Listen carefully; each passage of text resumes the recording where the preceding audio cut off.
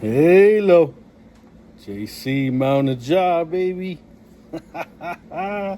Let's do some HT's EDC Bucket Hat Buck Brothers. For the Buck, let's look at the Buck Sovereign. They call it the 744 Sovereign. It's pretty smooth. Let's open this package up from HT.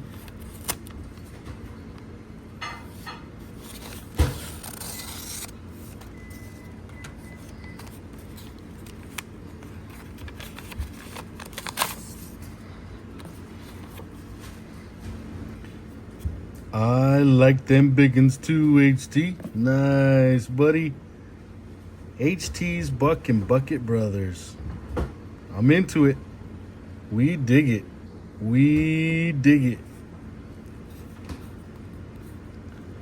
So the last time I showed an entry video for the Buck Brothers, me and Nyla both jumped in on it. So I'm going to share these stickers with her. Ooh, nice. I am definitely going to get one of those slips that have the magnet in all three of the sizes here. Probably coming up in my next paycheck. So appreciate that. Thank you, HT. My man, Harold Terry. Awesome brother in the community. Awesome channel. Man, okay. So the reason that I got into the Buck and Bucket Brothers Club is because watching HT and him being so energetic and smiling and so happy about just having some good times, I said, yeah, I want to have some good times too. So here's the Buck we're going to look at. On a recent video, HT was looking around at Walmart and he saw the Sovereign. I believe it's like the aluminum one, or I don't know what color it is. It's like silver. And I thought maybe he would want to take a look at this Sovereign. It took a little while to break in, honestly, it did. I oiled it and it was really, really, really tough. It would not slide, wouldn't swing at all. I was just about thinking to loosen up the pivot when it loosened up. It got really comfortable on the fly. So I'll tell you what I think about it. Let's start with the price. MSRP $55. Out the door on a couple of websites that we all know, like Smokey, Blade HQ, Knife Center. You're gonna do about $45. If you got some points saved up, you could probably get it down to around $29. Hopefully you just throw it in with some other stuff so that you get free shipping, because I think $29.95 is probably what I'd pay for this knife. I believe that I ended up on the $45.95 end when I first bought it. And I've told you guys before, I buy these knives like when they're right out the door, and then for whatever reason I just sit on them. So I did not have a chance to show you guys this. What is it? Last year for Blade Show it came out, so it's been a year already. It's not a totally bad knife. They call it the Buck 744. The steel on it is a 7CR17, which is probably just a little bit more enhanced than 440A. So what they'll do is they'll drop a little vanadium into it to get a little bit more toughness. But just like the 440 steels, it's going to be the same. You know, easy to sharpen, doesn't hold an edge. But at least supposedly it's a little bit tougher. What I found really interesting is when you sit around eating snacks while you're eating, you end up finding really odd things to cut. So this plastic, if you can see that, I just sliced right through that plastic. So it's not bad.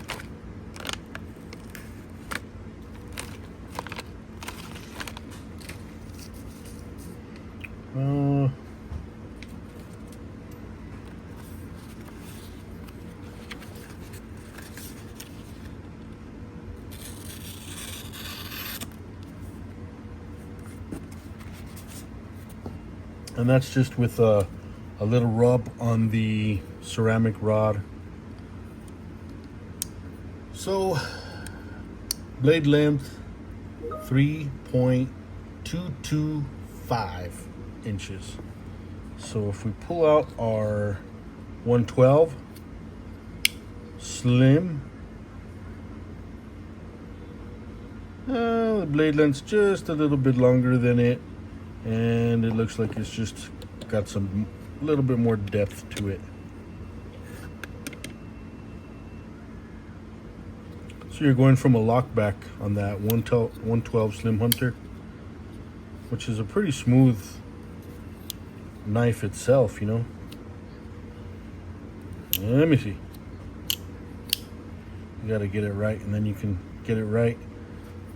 So the big hype of last year was everybody coming out with access locks and copies and pivot button copies, you know, and this was Buck Sovereign that entered that whole genre.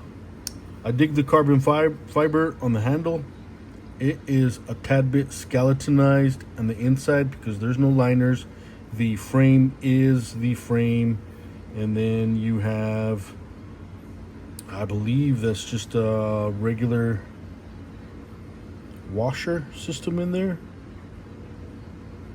Two sides for the thumb studs, very small screws on the T, maybe T4 down here, T6 here, back to the blade. Man, it'd be hard to say that this is not just like maybe like a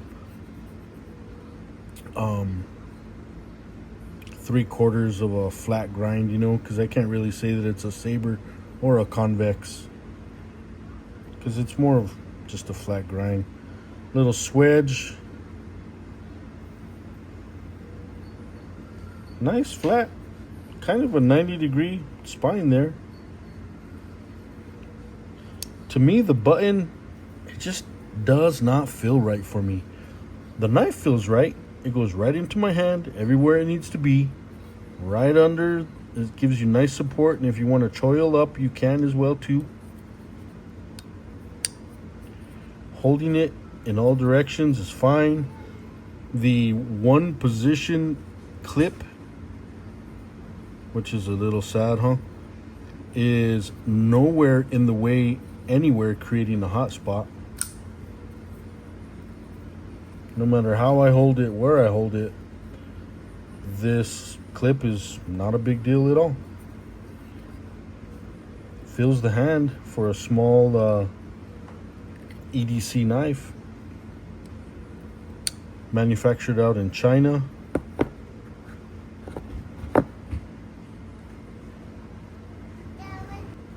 No back spacer, but barrel spacers.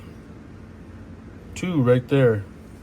And like a lot of these knives where you can see all the way through, if you're gutting your fish or game, all you got to do is spray right through there and get it all cleaned up afterwards. Drop a little bit of oil and you're all set for easy cleaning. The weight is 4¼ ounces, I believe. So it's not super light, but it's not super heavy either. So I'm back to this button here for me, that it doesn't make me happy. I'm not sure why. I honestly have played with it for days and don't know why I don't like the button. It's super flush right here. So to actuate it,